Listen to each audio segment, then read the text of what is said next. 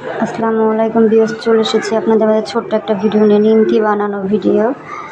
আমি এক কাপ পরিমাণ ময়দা কালি জিরা দিয়ে একটু তেল দিয়ে মেখে লবণ সামান্য দিয়ে কাঁচা পানি দিয়ে ডোটাকে তৈরি করে নিয়েছি। তারপরে ডোটাকে বেলে এই যে এখন নিমকির সাইজে কেটে তেলে ভেজে নিচ্ছি। পুরো ভিডিওটা দিতে পারি না কারণ আমার পুরো ভিডিওটা যায় না।